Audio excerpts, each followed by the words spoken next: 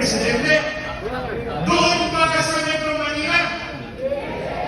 Dito nanggaling sa Grand Vincent, dito nanggaling sa Davao City, dito nanggaling sa Mindanao.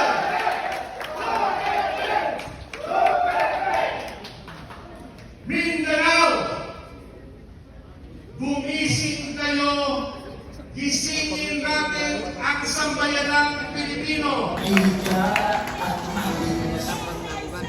Auzubillahi syaitanirrajim. Bismillahirrahmanirrahim. Assalamualaikum warahmatullahi wabarakatuh. Magandang hapon po sa ating lahat. I will talk for only a few minutes. I will have a structure. I will report to you what is happening with the cases that I'm handling, and then I will deal with the topic that is before us this afternoon, and that is the Inday Sara 2028 movement nationwide. Would that be okay with you guys? Yeah! Ako si Atty. Torion. Una-una, ako po ang abogado ni Pastor Apollo City Buloy. Noong una kami inatake po doon sa KOJC compound.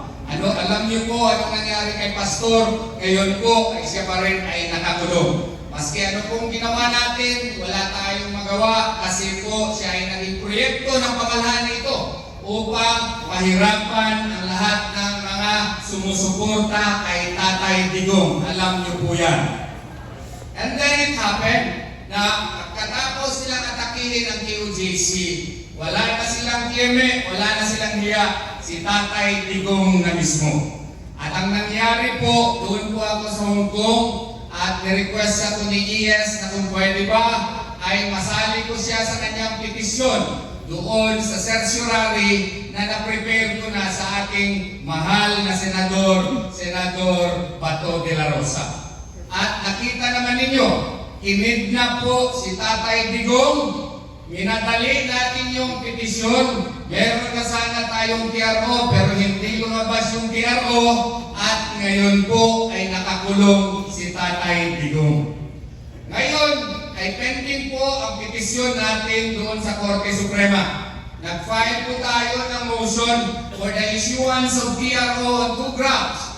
One, on the alleged existence of the warrant of arrest against Senator Bato de la Rosa, and second, on the continued cooperation of the Philippine government with the International Criminal Court. What we are saying, ano pong ipinaglalaban natin? Ang ipinaglalaban po natin ay nag-withdraw na tayo doon sa International Criminal Court sa Rome Statute, and that was effective March 17 of 2019. Ang sinasabi po ng kabila ay dapat may residual jurisdiction daw ang ICC dahil sa ang mga krimen daw ay ginawa noong miyembro pa ang Pilipinas doon sa Rome Statute 1. Pero wala na tayo sa Rome Statute March 17 of 2019. Hindi naman po pwede na ang ICC ay eternal na ang jurisdiction nila dito sa Pilipinas. Bakit? Meron tayong konsepto na admissibility doctrine. Kung ang ating korte ay functional, kung meron tayong judicial system po sa ating bansa, bakit ang mga banyaga ang maghuhusga kung ano ang ginagawa natin sa ating sariling bansa? Di ba tama?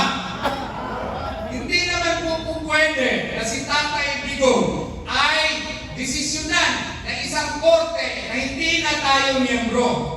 Hindi naman po pwede na mga banyaga ay magdidesisyon kung anong nakakabuti sa ating bansa. Di ba po tama?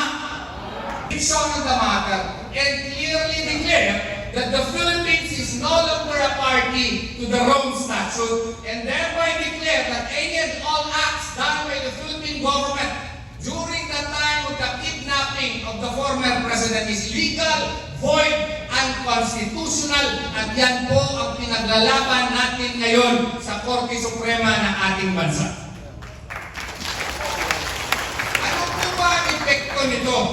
Ang epekto po nito ay kung magdeklara po ang Korte Suprema ng ganito, and especially with the declaration of the Department of Justice, that the Department of Justice now is continuing in its processing of witnesses that would be submitted or that would be presented before the International Criminal Court. What does that imply?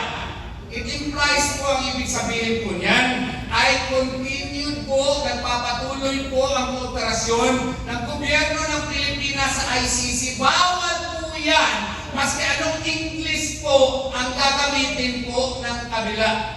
Kaya nga po, kini-question natin ang Solicitor General. Noon, yung Solicitor General nagsabi na, gaya ng sinasabi natin ngayon, na wala na pong jurisdiction ng ICC sa ating bansa, sa Philippine situation. Kaya nga po nag-refuse sila, hindi na sila nakikialam.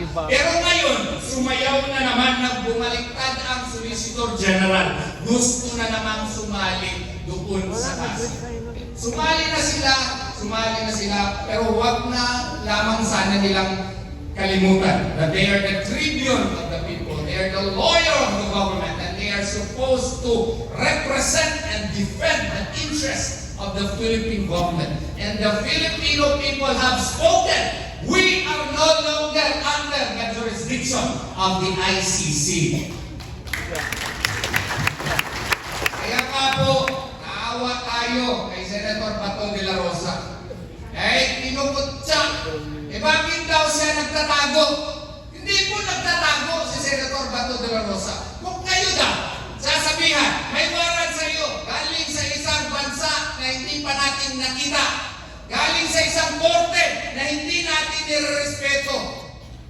Sasabihin bigla ng DOJ, meron na pala kaming natanggap dito na ICC, dakpin ka namin hindi na idadaan sa korte natin. Tama ba yun? Kayo daw, dakpin daw. Hindi kayo magtatago, daw si Rimulya, kung mayroon siyang warrant of arrest. Tingnan natin kung hindi siya magtatago. We just want a legal clarification. They cite Section 17 of Republic Act 9581. There are two modalities by which you can allow yourself to be under the jurisdiction of another foreign court. One, extradition. Second, surrender. But it must be pursuant to applicable extradition laws and treaties. Dalawa lang yan. Extradition laws. What are our laws? PD 1096. Sinasabi nila, hindi po pwede po ang extradition laws. Kasi po, under PD 96 and pursuant to Rule 1, Section 3M of the said rules, the requesting state would be the foreign state and ICC not being a state, and therefore, that is not covered. Hindi ako nag-agree yan, but granting ex argumenti gracia yan na, okay, di na lang tayo magtatalo, hindi ako agree sa inyo yan ha, na yung extradition laws, hindi mag-apply, pero sige na lang, i-concede natin yan. Pag-usapan natin ang extradition treaty. May treaty ba tayo on surrender with the ICC? Wala! In the first place, ICC is an international court. Treaties are only entered between and among independent states. So therefore, if there is no extradition law, and there is no extradition treaty or surrender treaty, anong modality, legal modality apply mo? Wala. So kung walang legal modality, bakit mo arestuhin si Senator De La Rosa? Di ba tama? Correct. Wala silang sagot po dyan. Pangalawang argumento, okay, surrender. Meron na ba tayong IRR implementing rules on surrender? Wala. Bakit mo dakpin si Senator De La Rosa? Yan po ang ipinaglalaban natin. Meron na naman tayong pinaglaban. Yung kaso po, ang kliyente ko po, si Mayor Baste Duterte, pinaila natin ang kidnapping and 9 other criminal cases with the Office of the Ombudsman. Ang nangyari po nun, tinanggal sa docket. Tinanggal. Na-file na natin, may docket na criminal case numbers. Winala yung docket. Nakalimutan ng dating acting ombudsman. Uy, meron pa May 2024 na memorandum order. Kailangan na po mag-issue na dapat wala na yung visa. So, ang ginawa niya, nagpalabas siya ng office order suspending the implementation of the memorandum order. First question, can an acting ombudsman supersede the memorandum order of a full ombudsman? May question ka. Second, kung totoo yun, bakit winala mo yung pangalan mo? Wala na siya sa kaso. Si ombudsman, Rimulya. Ginawa niya yun para makakuha siya ng clearance. Pagkakuha niya ng clearance, clearance, hindi qualified na siya. Qualified siya, Na-appoint na ombudsman. siya ngayong Oh, ombudsman. yun. Mali yun. Because under the rules, pag may pending case ka with the Hindi ka office pwede. of the ombudsman, hindi ka Hindi ka pwede maging ombudsman. mag-issuehan ng certification. Ergo, hindi ka pwede ma-appoint. Correct. Bawal. Tinanggal yung docket, binigyan siya ng certification, dinakit ulit, wala na siya sa kaso. Pwede ba yun? Bakit? Nag-issue ba kami ng affidavit of desistance sa kanya?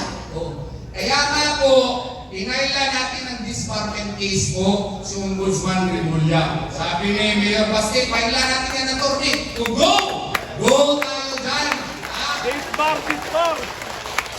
tayo rin po ang nagpulong kay Ma'am Inday doon sa kanyang impeachment. Naalala niyo po? Oo. Meron nga po yun, petisyon, no? Pasalamat po tayo sa Supreme Court dyan. Pero, may mangyayari na naman ngayong February 6, 2026. Kaya, Mindanawans, kailangan bukod bakos tani. Ikinahanglan nato ang inyong suporta kay karong February 6, 2026. Duna na sa impeachment complaint i-file against sa atong pinalangga VP Sara. Musugot ba niya na? O gani kitang tanan maghugpong kita. If they were saying nga ang Mindanao puno mga Duterte, dili lang mga Duterte, pwede niya mamatay para sa mga Duterte o para sa Pilipinas. Makabayan.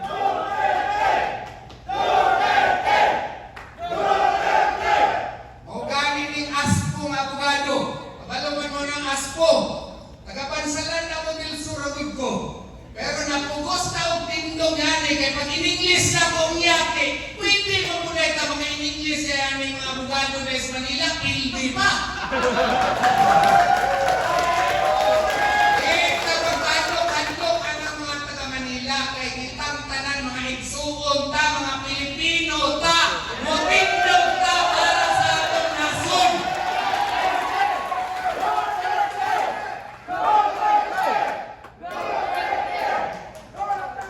And going back now to the main topic, nga gipangulugdahan sa atong pinalanggang Commissioner Mark Masanggit. My hats off to you, sir. Thank you very much for spearheading this organization. Mindanaoans, we need to unite. If in the past we were able to give 88%, 90% for the Dutertes, for Inday Sara, this 2028, nakita na nato kung kita panguluhan kung ating 30 isura sa atong kainag. Atong iyong gaguhon nga karong 2028, do not give Inday Sara 88%. Fuck that. Let us give Inday Sara 99% na suporta sa Mindanao. Ipakita nato nga ang Mindanaoan magkahiusa. We can be a force to reckon with if we are united. We will give the Philippines the true vote for the people, by the people, and of the people. Why? Because we need to understand that we have to unite to save our country. Mauna ni karon, we are going to the dogs, we are going to the rats. We will not do something great for our country. Mindanaoans, therefore, let us give a very deafening support to Inday Sara this 2028. Kung pinakon na ang iyang mga senador, suportahan nato si JP Hinlo, nakikinahanglan na siya. Si Doc Mata, ating suportahan. Ang atong amigo, si Atty. Jimmy Bongo, atong suportahan. Si Senator JP, si Atty. Rodriguez, atong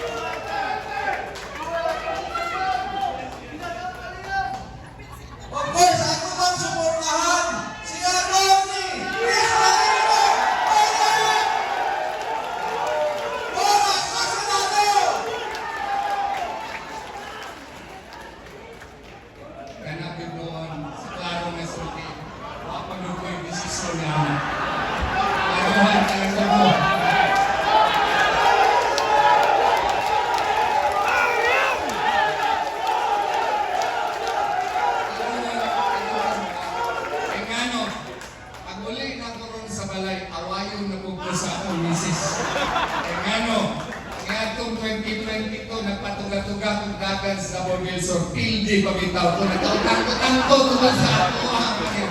Maotong experience na itong handlog pinuto. Pero akong pasalig sa inyo. Kung di magkumudakan, I will support Inday Sara. I will support the Senate slate. Sorry, hindi mo sagot. Dili mo lagan. Salamat na rin. Bago kayo ang kapama sa mga Duterte. Si Bibi Sara, wala siya na-impeach. Siya ang nag-file ato sa Supreme Court. Ayaw na kalimpe. Siya yapon mong proteksyon kay Bibi Sara sa mga mabutay pa problema. Ako ganun talaga nun pagka-senador around 2028. Pasensya lang yan, Tony. Lastly, I still have 2 minutes, sir. I have a law degree, and I usually teach my students that in a democracy, we always invoke names such as Thomas Hobbes, John Locke, Jean-Jacques Fury, that social contract theory. Kung saan na siya?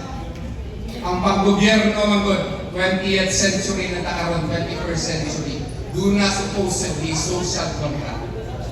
I-surrender nato, akuban natong katungod sa gobyerno.